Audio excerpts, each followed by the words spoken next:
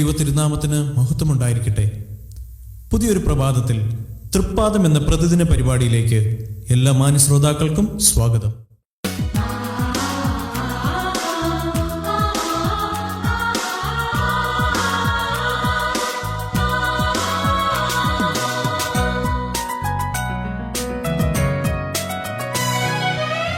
അമ്പരവാസികൾ കുമ്പിടും രാപ്പകൽ അൻപിൻ നീതിയിൻ പദവി. അമ്പരവാസികൾ കുമ്പിടും രാപ്പകൽ അൻപിൻ നീതിയിൻ പദവി. ദ്രോഹി എനിക്കായി ഉരിഞ്ഞെറിഞ്ഞു നീ ഹീനരൂപമണിഞ്ഞു. ദ്രോഹി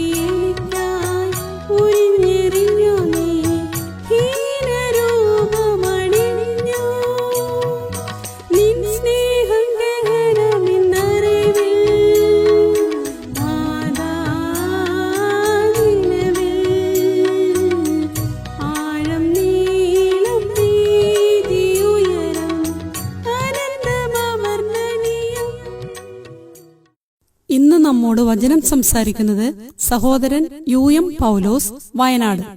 തൃപ്പാദം എന്ന വചനധ്യാന പരമ്പരയിലേക്ക് സ്വാഗതം. ഞങ്ങളെ ശ്രദ്ധിക്കുന്ന മാന്യരായ ഞങ്ങളുടെ ശ്രോതാക്കൾക്ക് ഈ മനോഹരമായ ദിവസാരംഭ സമയത്ത് പ്രഭാത വന്ദനവും സ്നേഹവും അറിയിച്ചു കൊള്ളട്ടെ. ഇന്നത്തെ നമ്മുടെ ചിന്തയ്ക്കായി മർക്കോസ് സുവിശേഷം 7-ാം അധ്യായം 35-ാം വാക്യം വായിക്കാം.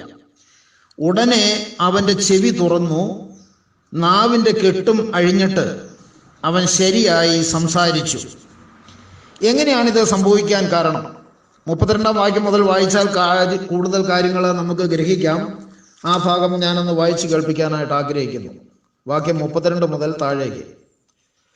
അവിടെ അവർ വിക്കനായ ഒരു ചെകിടനെ അവൻ്റെ അടുക്കൽ കൊണ്ടുവന്നു. അവൻ്റെ മേൽ കൈവെക്കണം എന്ന് അപേക്ഷിച്ചു. അവൻ അവനെ പുരുഷാരത്തിൽ നിന്ന് വേറിട്ട് കൂട്ടിക്കൊണ്ടുപോയി അവൻ്റെ ചെവിയിൽ വിരലിട്ടു, തുപ്പി അവൻ്റെ നാവിനെ തൊട്ടു, സ്വർഗത്തേക്ക് നോക്കി നെടുവീർപ്പിട്ടു, അവനോട് തുറന്നു വരിക എന്നർത്ഥമുള്ള യഫദ എന്ന് പറഞ്ഞു. ഉടനെ അവൻ്റെ ചെവി തുറന്നു, നാവിൻ്റെ കെട്ടും അഴിഞ്ഞിട്ട് അവൻ ശരിയായി സംസാരിച്ചു. ഇതാരോടും പറയരുത് എന്ന് അവരോട് കൽപ്പിച്ചുവെങ്കിലും അവൻ എത്ര കൽപ്പിച്ചുവോ അത്രയും അവർ പ്രസിദ്ധമാക്കി. അവൻ സകലവും നന്നായി ചെയ്തു. ചെകിടനെ കേൾക്കുമാറാക്കുന്നു, ഊമനെ സംസാരിക്കുമാറാക്കുന്നു എന്ന് പറഞ്ഞു. ദൈവം സകലവും നന്നായി ചെയ്ത് നിത്യതയും മനുഷ്യരുടെ ഹൃദയത്തിൽ ഒരുക്കുന്നവനാണ്. ഈ ചെകിടന്റെയും ഊമന്റെയും ഹൃദയത്തിൽ ഒരു നിത്യത ദൈവം വെച്ചിട്ടുണ്ട്. അവൻ സ്വർഗരാജ്യത്തിന് അവകാശിയാണ്. അവനും സ്വർഗരാജ്യത്തിന് അവകാശിയാണ്. അവനും ദൈവപാദത്തിലേക്ക്, കർത്താവിൻ്റെ പാദത്തിലേക്ക് വരട്ടെ. എല്ലാവർക്കും വിലയേറിയ ഒരു ആത്മാവുണ്ട്. ചെകിടനും ഓമനുമായ ഈ മനുഷ്യനും കർത്താവിൻ്റെ രക്ഷ കണ്ടെത്തുവാൻ സ്വർഗത്തിലെ ദൈവം ഇടവരുത്തിയല്ലോ അതോർത്ത് ഞാൻ ദൈവത്തെ സ്തുതിക്കുന്നു. പ്രിയരെ, തുറന്നു വരിക എന്നർത്ഥമുള്ള യഫദ എന്ന് പറഞ്ഞു. സൃഷ്ടാവ് തന്നെ നമ്മെ തൊടേണ്ടിയിരിക്കുന്നു. എങ്കിൽ മാത്രമേ നമ്മുടെ ചെവി തുറക്കുകയും ഹൃദയം വികസിക്കുകയും നമ്മുടെ നാവിൻ്റെ കെട്ട് അഴുകുകയും ചെയ്യുകയുള്ളൂ. നമ്മുടെ സൃഷ്ടാവിൻ്റെ ദൃഷ്ടിയിൽ സൃഷ്ടികളിൽ യാതൊന്നും അപാകതയില്ല. അവൻ സകലവും നന്നായി ചെയ്യുന്നവനാണ്. ന്യൂയോർക്കിലെ ഒരു ഫാക്ടറിയുടെ മുമ്പിൽ 12 വയസ്സുള്ള ഒരു ബാലന്റെ ചിത്രത്തിന്റെ കീഴെ ഇങ്ങനെ എഴുതി വെച്ചിരിക്കുന്നു: എൻ്റെ സൃഷ്ടാവ് ഒരിക്കലും ഒന്നിനും കൊള്ളരുതാത്ത ഒരു 2ാം തരം സാധനം സൃഷ്ടിക്കുകയില്ല. കാരണം അവൻ എല്ലാം ഭംഗിയായി ചെയ്ത് നിത്യതയും മനുഷ്യന്റെ ഹൃദയത്തിൽ ഒരുക്കി വെച്ചിരിക്കുകയാണ്. ദൈവത്തിന്റെ സൃഷ്ടിയിൽ എല്ലാം നല്ലത് തന്നെയെന്നാണ് തിരുവെഴുത്ത് നമ്മെ പഠിപ്പിക്കുന്നത്. എമ്മൗസിലേക്ക് പോയ ശിഷ്യന്മാരുടെ കാര്യം നമുക്കെടുക്കാം. അവർ പറഞ്ഞത്, അവൻ വഴിയിൽ നമ്മോട് സംസാരിച്ച് തിരുവെഴുത്തുകളെ തെളിയിക്കുമ്പോൾ നമ്മളുടെ ഹൃദയം നമ്മുടെ ഉള്ളിൽ കത്തിക്കൊണ്ടിരുന്നില്ലയോ എന്ന് തമ്മിൽ പറഞ്ഞു. ദൈവവചനം കേൾക്കുമ്പോൾ ഹൃദയത്തിൽ കത്തുന്ന ഒരു അനുഭവം ഉണ്ടായേ മതിയാകും. ദൈവവചനത്താൽ തന്നെ വീണ്ടും ജനനം പ്രാപിച്ച ഒരാൾക്ക് മാത്രമേ ഈ അവസ്ഥ ഉണ്ടാകുകയുള്ളൂ, അല്ലെങ്കിൽ ഈ അവസ്ഥ അനുഭവവേദ്യമാകുകയുള്ളൂ. സങ്കീർത്തനകാരൻ പറയുന്നുണ്ടല്ലോ, എൻ്റെ ധ്യാനത്തിങ്കൽ തീ കത്തി, അപ്പോൾ ഞാൻ നാവെടുത്ത് സംസാരിച്ചു എന്നാണല്ലോ. അങ്ങനെയുള്ളവർക്ക് രാത്രികാലങ്ങളിലും നാം സങ്കീർത്തനത്തിൽ വായിക്കുന്ന പോലെ രാത്രികാലങ്ങളിലും എൻ്റെ അന്തരംഗം എന്നെ ഉപദേശിക്കുന്നു എന്ന് പറയുവാനായിട്ട് കഴിയും. ആ അനുഭവം ഉണ്ടാകുന്ന അങ്ങനെയുള്ളവർക്കാണ്. ഇവിടെ എന്താണ് കർത്താവ് പറഞ്ഞത്? യഫത, അല്ലെങ്കിൽ തുറന്നു വരിക എന്നർത്ഥം. നാം മന്ദതയുള്ളവരാകാതെ നമ്മുടെ ഹൃദയവും ചെവിയും തുറക്കട്ടെ, തുറന്നു വരട്ടെ. കർത്താവ് പറയണം, സൃഷ്ടാവ് തന്നെ പറയണം, യഫത, തുറന്നു വരട്ടെ, തുറന്നു വരിക. പ്രിയമുള്ളവരെ, ഇത് ദീർഘ ദിവസങ്ങളിലെ ഒരൊറ്റ ദിവസം കൊണ്ട് നമുക്ക് ലഭിക്കുന്ന കാര്യമല്ലിത്. അതുകൊണ്ട് സങ്കീർത്തനത്തിൽ നാം വായിക്കുന്നത് പോലെ എൻ്റെ കൃതി രാജാവിന് വേണ്ടിയുള്ളത് എന്ന് നമുക്ക് തീർത്ത് പറയാം. എൻ്റെ കൃതി രാജാവിന് വേണ്ടിയുള്ളത്. സമർത്ഥനായ ലേഖകന്റെ എഴുത്തുകോലായിട്ട് രാജാവിന് വേണ്ടി കൃതികൾ രചിക്കുന്ന ഹൃദയം നമുക്ക് അനിവാര്യമാണ്. നാം സങ്കീർത്തനത്തിൽ വായിച്ചതുപോലെ ഹൃദയത്തിന് ചൂട് പിടിക്കട്ടെ, അപ്പോഴേ നാവിടുത്തെ സംസാരിക്കാനായിട്ട് കഴിയുകയുള്ളൂ. തെസ്സലോനിക്കർക്ക് അപ്പോസ്തലൻ പൗലോസ് പറയുന്നത്, 1-ാം ലേഖനം 1:8 വായിക്കുന്നത്, കർത്താവിൻ്റെ വചനം നമ്മുടെ അടുക്കൽ നിന്ന് മുഴങ്ങിച്ചെല്ലട്ടെ. അവരോട് പറയുകയാണ്, നിങ്ങളുടെ അടുക്കൽ നിന്ന് കർത്താവിൻ്റെ വചനം മുഴങ്ങിച്ചെന്നത് മക്കദോനിയിലും അഖായ പ്രദേശങ്ങളിലും മാത്രമല്ല, എല്ലായിടവും നിങ്ങൾക്ക് ദൈവത്തിലുള്ള വിശ്വാസം പ്രസിദ്ധമായിരിക്കുന്നു. അവരെ പ്രശംസിച്ച് പറയുകയാണ്. അതുകൊണ്ട് ഞങ്ങൾ ഒന്നും പറവാൻ ആവശ്യമില്ല എന്നാണ് തെസ്സലോനിക്ക സഭയോട് അപ്പോസ്തലൻ പറയുന്നത്. ഇത് വലിയ സാക്ഷ്യം തന്നെയാണ്. അപ്പോസ്തലന്റെ സാക്ഷ്യം തെസ്സലോനിക്ക സഭയെക്കുറിച്ച്. ഇന്ന് പലരും പൊട്ടയണലി പോലെയാണ്. ഇന്ന് ഇങ്ങനെയുള്ളവർ തെസ്സലോനിക്ക വിശ്വാസികൾക്ക് ഒരു അപവാദമായിരിക്കുകയാണ്.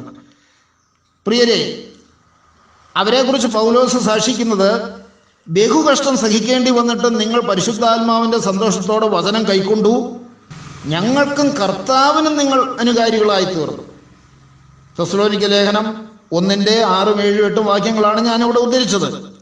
കാര്യങ്ങൾ ഇങ്ങനെയൊക്കെയാണെങ്കിലും അപ്പോസ്തലപ്രവൃത്തി 17:11 വിചിത്രമായ മനോഹരമായ ഒരു കാഴ്ച നമുക്ക് കാണാനായിട്ട് കഴിയും. തെസ്സലോനിക്ക വിശ്വാസികൾക്ക് ഇത്രയും ക്വാളിറ്റി ഉള്ളതായിട്ടാണ് പൗലോസ് പറഞ്ഞത്.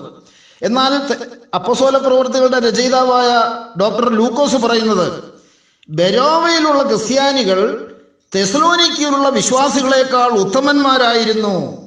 അവർ വചനം പൂർണ്ണ ജാഗ്രതയോടെ കൈക്കൊണ്ടതല്ലാതെ അത് അങ്ങനെ തന്നെയോ എന്ന് ദിനം പ്രതി തിരുവെഴുത്തുകളെ പരിശോധിച്ചു പോന്നു. ആധുനിക ബ്രദറൻ തലമുറ എന്താണ് ചെയ്തുകൊണ്ടിരിക്കുന്നത്? ഒത്തിരി യുവാക്കളെ എനിക്കറിയാം, വേദപുസ്തക വായനയില്ല. ധ്യാനിച്ചാൽ മാത്രമല്ലേ ധ്യാനത്തിങ്കൽ തീ കത്തുന്ന അനുഭവം ഉണ്ടാകുകയുള്ളൂ. വായനയില്ല, പ്രാർത്ഥനാ ജീവിതമില്ല, ധ്യാനമില്ല, വേദപുസ്തക പരിശോധനയോ പരന്ന വായനയോ ഇല്ല. കഴിഞ്ഞ ഞായറാഴ്ച കൊണ്ടുവച്ച വേദപുസ്തകം പിറ്റേ ഞായറാഴ്ച രാവിലെയാണ് പൊടി തട്ടിയെടുക്കുന്നത്. പിന്നെ എങ്ങനെ ആലോചന പറയാൻ കഴിയും? എങ്ങനെ വചനത്തിൽ മുന്നോട്ട് പോകാൻ കഴിയും? എങ്ങനെ ധ്യാനത്തിങ്കൽ തീ കത്തും? എങ്ങനെ ഹൃദയത്തിന് ചൂട് പിടിക്കും? യാതൊരു ചൂടും ഹൃദയത്തിനില്ലാതിരിക്കാൻ കാരണം ഇത് നമുക്ക് ഭൂഷണമല്ല എന്ന് ഞാൻ ഉറക്കെ പറയാനായിട്ട് ആഗ്രഹിക്കുകയാണ്. വേറെപ്പെട്ട ദൈവജനത്തിന് ഇത് ഭൂഷണമല്ല. മാത്രമല്ല, അടുത്ത തലമുറയോട് നാം ചെയ്യുന്ന ഒരു അപരാധമാണിത്. എന്നാൽ ഇതുകൊണ്ടാണ് ധ്യാനചിന്ത പറയുവാനായി എഴുന്നേൽക്കുമ്പോൾ ചെറുപ്പക്കാരാകട്ടെ മറ്റുള്ളവർക്കാകട്ടെ വാക്കുകൾ ലഭിക്കാതെ പോവുകയാണ്. വാക്കുകൾ ലഭിക്കുന്നില്ല. ഒരു മലമുകളിൽ ഇരുന്നു കൊണ്ട് നീന്തൽ പഠിപ്പിക്കുന്ന എത്ര ക്ലാസ്സുകളിൽ പങ്കെടുത്താലും നീന്തൽ പഠിക്കുക സാധ്യമല്ല.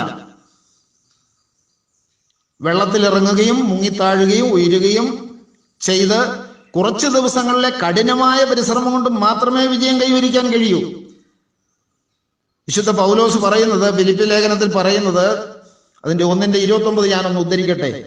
ക്രിസ്തുവിൽ വിശ്വസിപ്പാൻ മാത്രമല്ല, അവന് വേണ്ടി കഷ്ടം അനുഭവിപ്പാനും കൂടെ നിങ്ങൾക്ക് വരം നൽകിയിരിക്കുന്നു. അവന്റെ കഷ്ടാനുഭവങ്ങളുടെ കൂട്ടായ്മ പങ്കാളികളാകുക. പത്രോസ് അപ്പോസ്തലൻ പറയുന്നത്, ക്രിസ്തുവിന്റെ കഷ്ടങ്ങളിൽ പങ്കുള്ളവരാകും തോറും സന്തോഷിച്ചു കൊള്ളുവിനെന്നാണ്. പത്രോസ് അപ്പോസ്തലൻ തന്നെ പിന്നീട് പറയുന്നത്, 3 അപ്പോസ്തലന്മാരുടെ 3 സാക്ഷ്യങ്ങളാണ് ഞാൻ ഈ പറയുന്നത്. ക്രിസ്ത്യാനിയായിട്ട് കഷ്ടം സഹിക്കേണ്ടി വന്നാൽ ലജ്ജിക്കരുത്. ആ നാമം ധരിച്ച് ദൈവത്തെ മഹത്വപ്പെടുത്തുകയത്രയേ വേണ്ടത്. ദൈവം നാമം നമ്മിലൂടെ മഹത്വപ്പെടുവാൻ ഇടവരട്ടെ. ഈ കേട്ട ആലോചന നമ്മുടെ ഹൃദയത്തെ ത്രസിപ്പിക്കട്ടെ, വികസിപ്പിക്കട്ടെ. ആ നാമം ധരിച്ച് ദൈവത്തെ മഹത്വപ്പെടുത്തുകയത്രേ വേണ്ടതെന്നാണ് അപ്പോസ്തലന്മാർ പറയുന്നത്. ഈ വചനം അനുസരിച്ച് മാതൃകയാകുവാൻ ദൈവത്തിൻ്റെ പരിശുദ്ധാത്മാവ് നമ്മെ സഹായിക്കുമാറാകട്ടെ. കേൾവിക്കാരെ ദൈവം അനുഗ്രഹിക്കട്ടെ. Thank you. ആമേൻ.